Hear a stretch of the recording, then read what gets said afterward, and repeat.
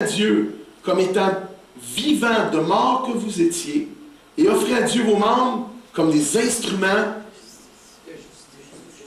de justice. Est-ce que nous avons été délivrés du péché, de l'esclavage du péché, du pouvoir du péché, par le sacrifice de Christ sur la croix, afin que nous puissions vivre dans le péché? Non! Hein, nous avons été délivrés, délivrés par le sacrifice de Christ, non pour vivre dans le péché, parce que ça serait un non-sens, on a été délivrés du péché pour vivre dans la même affaire. Délivrés de la boîte pour venir dans la boîte. Ça n'a pas de bon sens. On a été délivrés pour marcher en nouveauté de vie. Et selon un nouveau standard, qui est le standard de sainteté de Dieu. Si vous êtes à Jésus-Christ, vous avez un nouveau standard. Alléluia. Continuons. Ça dit dans Romains, un petit peu plus loin, Romains 12. Donc, on doit se considérer comme mort au péché. Ça doit être fini. On doit mettre un terme à ça dans notre tête. On est appelé à manifester la justice, l'amour de Dieu au travers de notre vie. Non seulement on doit changer notre façon de vivre, mais on doit changer aussi notre manière de penser. C'est là que ça se passe en premier. C'est ici, là, entre les deux oreilles de 6 pouces ou de 8 pouces, dépendant là où ce que vous êtes. Il y en a qui ont des plus grosses têtes que d'autres. Romains 12, verset 1 à 2, c'est dit: je vous exhorte donc, frères, par les compassions de Dieu, à offrir vos corps comme un sacrifice vivant. Dieu ne veut pas notre mort, il veut notre vie. Ah, moi, Jésus, je vais peut-être mourir pour toi, Jésus! C'est pas la première chose que Dieu te demande de mourir pour lui. Il veut que tu vives pour lui. Des fois, c'est bien plus facile de mourir. Ah, si tu meurs, fini, là, la job est finie, t'as plus rien. Non, Jésus, il veut pas que tu meurs pour lui. Il veut que tu vives pour lui. Puis si ça entraîne la mort, ben, ça entraînera la mort, mais premièrement, il veut que tu vives pour lui. Donc, un sacrifice vivant, saint, agréable à Dieu, c'est qui sera de votre part un culte intelligent, raisonnable. On a été délivrés du péché pour vivre dans la sainteté, vivre dans la justice. Ne vous conformez pas au siècle présent, mais soyez transformés, métamorphosés par le renouvellement de l'intelligence, afin que vous discerniez quelle est la volonté de Dieu, ce qui est bon, agréable et parfait. Nos pensées doivent être renouvelées, rénovées. Et c'est par quel moyen que Dieu rénove nos pensées? Par sa parole. On a besoin de lire sa parole afin que nos pensées puissent être renouvelées. Des fois, c'est quoi la volonté de Dieu? Si tu lis sa parole, tu vas tranquillement pas vite, tu vas apprendre, en plus, tu vas avoir une relation avec le Seigneur à chaque jour, tu vas le connaître au travers par le biais de cette relation-là que tu as avec lui. Et Dieu va aussi te renouveler par le biais de tes lectures de ta parole, que tu vas prendre, non seulement que tu vas demeurer en Jésus dans une relation avec lui, mais tu vas avoir une relation avec sa parole. Et c'est du fait que tu as cette relation-là avec sa parole, ça te permet d'être renouvelé dans ton intelligence. On a besoin de la parole de Dieu. Vous avez besoin ce matin, on a besoin de se réunir ensemble afin de pouvoir méditer la parole de Dieu. Non seulement prendre le temps comme ça avec la parole de Dieu, mais on a besoin de venir à l'Église afin de pouvoir entendre la parole de Dieu et d'être renouvelé. On a besoin des cellules dans la semaine afin qu'on puisse apprendre à méditer. Comment tu veux que la boîte à poids change? Il faut que tu prennes le temps dans sa parole, dans ta relation avec lui, dans ta relation avec sa parole, de venir à l'Église, d'être renouvelé par la parole de Dieu. Est-ce que tes pensées sont renouvelées? Rénovées? Éphésiens chapitre 2.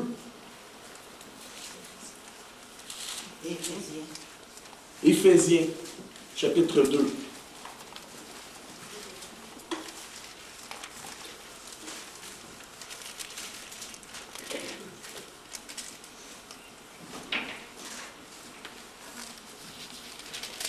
Versets 1 à 10. Vous étiez morts par vos offenses et par vos péchés, dans lesquels vous marchiez autrefois Hein? Si quelqu'un est en Christ, il est une nouvelle créature. Les choses anciennes, 2 Corinthiens 5:17. Les choses anciennes sont passées. Voici, toutes choses sont devenues nouvelles. Hey, vous êtes bons. Donc, vous étiez morts par vos offenses et par vos péchés dans lesquels vous marchiez autrefois selon le train de ce monde, selon le prince de la puissance de l'air, de l'esprit qui agit maintenant dans les fils de la rébellion. Nous tous aussi, nous étions de leur nombre, et nous vivions autrefois selon les convoitises de notre chair, accomplissant les volontés de la chair et de nos pensées. Et nous étions par nature des enfants de colère comme les autres. Mais Dieu, qui est riche en miséricorde, à cause du grand amour dont il nous a aimés, nous qui étions morts par nos offenses, nous a rendus vivants avec Christ. C'est par grâce que vous êtes sauvés, pas à cause de vos œuvres, à cause de l'œuvre de Christ. Alléluia. Il nous a ressuscités ensemble. Il nous a fait asseoir ensemble dans les lieux célestes en Jésus-Christ, afin de montrer dans les siècles à venir l'infinie richesse de sa grâce par sa bonté envers nous en Jésus-Christ. C'est par la grâce que vous êtes sauvés, par le moyen de la foi. Cela ne vient pas de vous, c'est le don de Dieu. Ce n'est point par les œuvres, afin que personne ne se glorifie. Car nous sommes son ouvrage. Hein, on a déjà vu le terme ouvrage, c'est poème. Nous sommes son poème, ayant été créé en Jésus-Christ pour de bonnes œuvres, des œuvres que Dieu a préparées d'avance, afin que nous les pratiquions. Le salut, c'est une grâce. Nous avons été sauvés par pure grâce. Et Dieu, qu'est-ce que c'est merveilleux? Non seulement il nous a sauvés, ok, il nous a donné une nouvelle position, mais son désir à lui, c'est que nous puissions aussi marcher. Alléluia! En nouveauté de vie, qu'on puisse marcher dans les œuvres qu'il a préparées d'avance pour nous. Non seulement le salut est quelque chose de positionnel, mais c'est quelque chose aussi de progressif. Positionnel dans le sens que c'est quelque chose qui est, comment je pourrais dire ça, qui est positionnel, dans le sens que vous ne pouvez pas être sauvé. Vous savez, moi je suis, comment je pourrais dire, j'ai été sauvé en 1980, en septembre 80. Et aujourd'hui, je ne suis pas plus sauvé que je l'étais en 1980 quand j'ai accepté le Seigneur. Donc, nous avons une position, le salut est par grâce. Mais Dieu veut opérer dans notre vie des rénovations, des changements. Dieu a un nouveau chemin pour nous.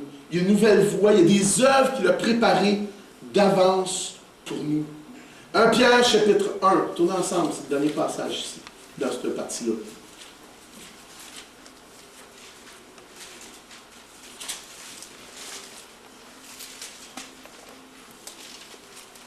1 Pierre 1, 14 à 16. 14 à 16. 14 à 16.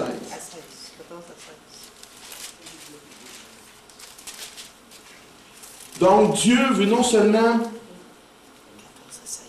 nous a rendus saints d'une manière positionnelle, mais Dieu veut aussi que nous manifestions sa sainteté d'une manière concrète dans notre vie aussi. Ça nous dit ici, mais 14, comme des enfants obéissants, ne vous conformez pas aux convoitises que vous aviez autrefois, quand vous étiez dans l'ignorance.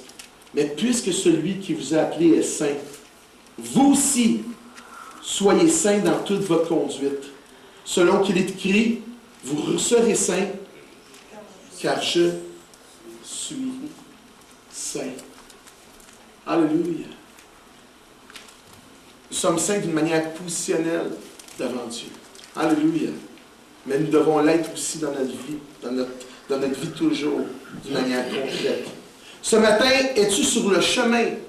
C'est ma question. Est-ce que tu es sur le chemin de la vérité et de la vie? Ou es-tu sur ton chemin à toi? Vous savez, si tu veux vraiment être comme Jésus, on a dit tout à l'heure qu'on voulait être comme Jésus, tu dois être sur le chemin de... Amen. OK, maintenant que nous avons compris cela, qu'on doit changer notre manière de penser et de vivre, OK, maintenant que nous sommes bien alignés vers l'objectif, nous sommes prêts à procéder aux rénovations. Amen? Aïe aïe! Quelqu'un peut dire Amen? Aïe aïe! Hein? Quand tu prends le marteau, c'est parce que ça il y a des affaires qui vont être cassées dans ta vie. Amen. Alléluia. Est-ce que nous sommes prêts à procéder aux rénovations ce matin? Vous êtes prêts? Amen. OK, tournons ensemble dans les prototypes. dans la petite épître.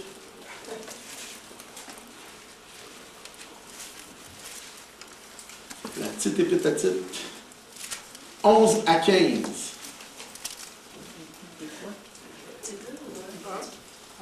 Tite, chapitre 2. Versets 11 à 15. Quelque chose de fantastique ici.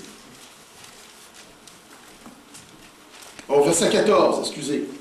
11 à 14.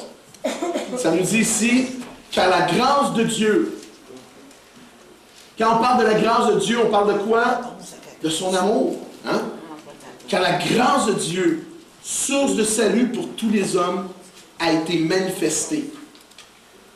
Et ça nous dit ici au verset 12, elle nous enseigne à renoncer à l'impiété et aux convoitises mondaines et à vivre dans le siècle présent selon la sagesse, la justice et la piété, en attendant la bienheureuse espérance et la manifestation de la gloire du grand Dieu et de notre Sauveur Jésus-Christ, qui s'est donné lui-même pour nous, afin de nous racheter de toute iniquité et de se faire un peuple qui lui appartienne, purifié par lui, positionnel, et zélé pour des bonnes œuvres. Mais aussi cette sainteté-là doit être dans notre vie. Donc, nous voyons ici que cette grâce-là, son amour, dont nous sommes l'objet, nous enseigne quoi? Est-ce qu'elle nous enseigne à vivre dans le péché? Est-ce que ça nous enseigne de vivre dans le mensonge? Qu'est-ce que ça nous enseigne? Qu'est-ce que cette grâce, qu'est-ce que l'amour de Dieu nous enseigne? Ça nous dit ici à renoncer à l'impiété, aux convoitises mondaines et à vivre. Renoncer, c'est une chose. Ah, je renonce. Mais ça nous dit aussi qu'on doit vivre dans le siècle présent, selon la sagesse, la justice et la piété. Si nous voulons que Jésus vive devant nous, il faut faire ces choses-là. Il faut prendre un marteau puis rénover. Ce matin, avons-nous une perspective juste de son amour? Je pose la question. Tu sais, en rapport avec ce que j'ai lu ici, son amour nous pousse, nous enseigne à renoncer à l'impiété.